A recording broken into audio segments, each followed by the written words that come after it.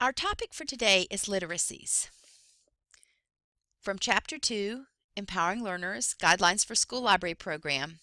This is the third area that we'll explore in regard to teaching for learning. Once upon a time when we thought about being literate, we understood that to mean that someone could read and write.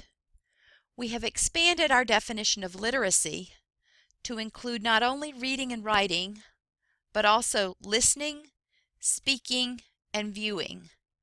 When we talk about a person being literate, therefore, they are proficient in all these areas: reading, writing, listening, speaking, and viewing.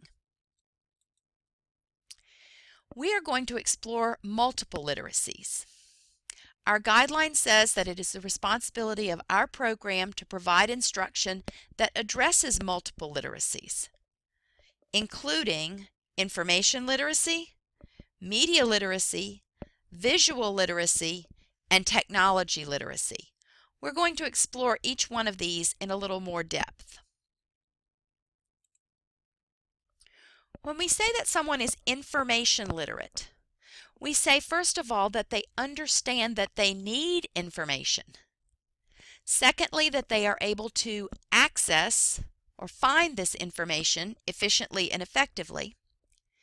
Once they have found it, that they can evaluate it critically and competently. And then once they have evaluated it, that they can use the information accurately and creatively. One of the important roles that we play as school librarians is teaching children how to evaluate information.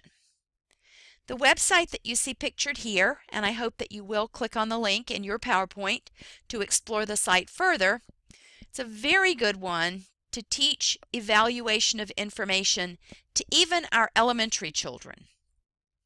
All about explorers, explorers A to Z, everything you've ever wanted to know about every explorer who ever lived and more. Take a look at Christopher Columbus or Ferdinand Magellan or da Gama, those explorers that the students work with in their early history and social studies lessons. And look at these websites and see they're very cleverly done. The pages are very cleverly done so that there is accurate information mixed with inaccurate information. The website looks very professional, so the children have to be critical evaluators of what they're reading in order to realize that this is a hoax site. And it was specifically created to use to teach children how to evaluate what they find on the web. Another one of my favorites, and you will explore more of these when you take the Information Sources and Services course, but another one of my favorites to use with children, perhaps junior high, senior high, to evaluate information is this site for the Pacific Northwest tree octopus. Again, a very well done site, purposefully created to use with children to teach them to evaluate what they find on the web. When we think about digital literacy, we define this as the ability to find, use, analyze, and produce information using digital technology. And we know that we are surrounded in this world by digital technology. Children have to be able to find, use, analyze, and produce information through digital technology. I hope that you will visit the links that I've provided in the PowerPoint, but on the next few pages we'll explore screenshots from these various links to explore blogs that are used at the elementary and high school levels within school libraries, wikis at the high school level for research, and Facebook pages created for school library programs. Here is our first example of a blog which promotes reading, the Bulldog Readers and Bobcats blog from an elementary school out in the Pacific Northwest. Our second example of a blog is a book blog from Eastern Mennonite High School in Harrisonburg, Virginia. And the librarian there has students review their books, post their reviews on the blog, and then give their books a rating of good, bad, or epic. The first wiki that we have to explore is from Sequoia High School. The librarian here has used this wiki to post her Pathfinders, which again you will learn more about in the Information Sources and Services course. But Pathfinders guide students to quality information on the topic that they may be researching. And the section of the wiki that I have highlighted here is the student-created Pathfinders, because the librarian has had the students post for others quality sources that they have found on particular research topics. So the student-created Pathfinders here on the 1920s, crime, music and movies, transportation, the role of women, and the World War II project. Having the students create a wiki, sharing good resources, having them post their own book reviews to a blog, helps them to become literate in the digital world in which we live. Another wiki was created by Buffy Hamilton. You will recognize Buffy from the video that you watched last time on collaboration, where she and her co-teacher, Susan Lester, shared their collaborative adventures. This is a wiki that Buffy created. It was actually for the project that she co-taught with Susan Lester, and she and Susan were both embedded in the wiki with the students. She was there to assist them as they work through their research project. I know the students don't use Facebook perhaps so much anymore, but parents are on Facebook. Midlothian Middle School Library in Chesterfield County, Virginia, uses their Facebook page to communicate with parents and the larger community about events in the library. Another example of a Facebook page for a library is from Cheltenham High School Library, and they too use this page to communicate with their patrons and the larger community. Our students must be digitally literate in order to function in today's world. As I said, though, we know that they are not just on, or they are not on Facebook so much. So where are the students? And as librarians, should we meet them where they are? Absolutely. This example that I have first here is a Twitter account that a high school library in Texas has. And they use Twitter to communicate with the students. Students are on Twitter. Students are also on Instagram. So the library may have an Instagram account. And there may be other digital tools out there that you can use to communicate information about your library and to help students become more digitally literate. Here's the Twitter page for Hastings High School.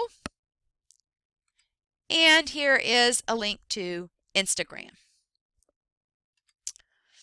Gwyneth Jones, the daring librarian, has an Instagram account for her school library.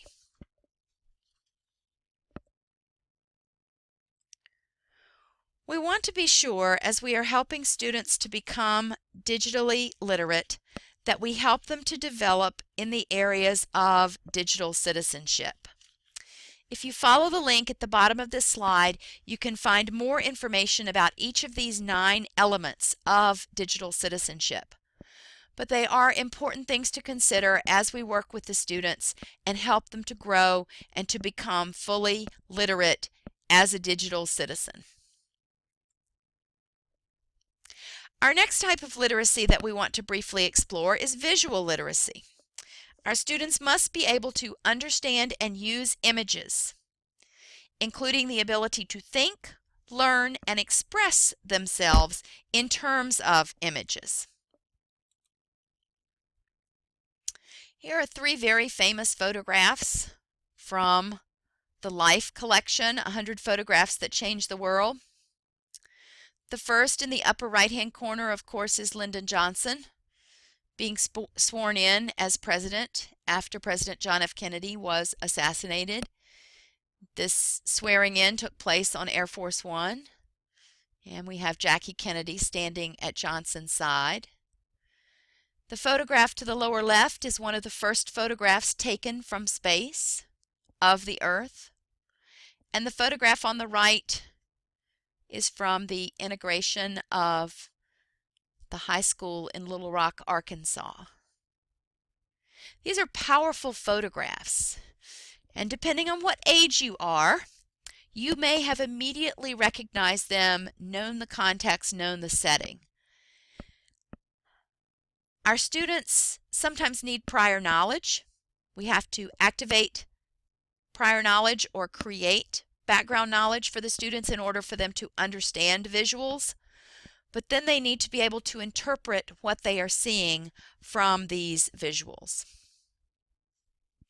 Here's another example in which children need visual literacy skills.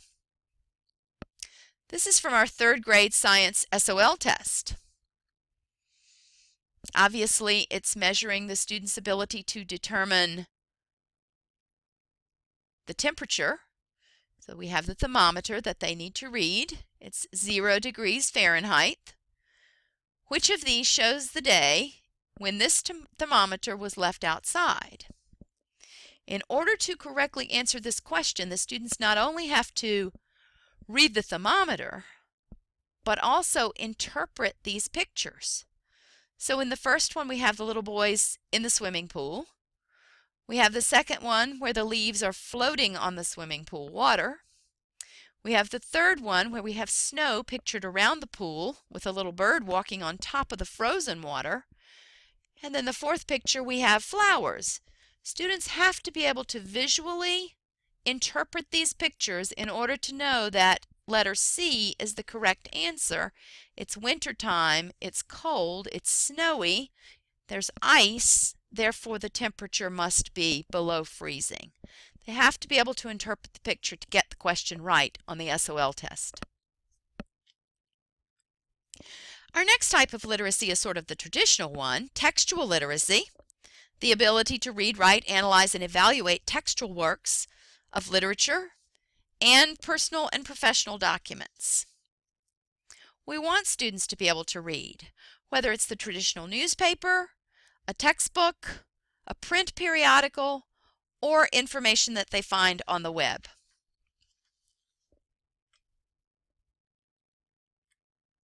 Next, we have media literacy, the ability to access, analyze, evaluate, and create messages in a variety of forms, from print to video to the internet.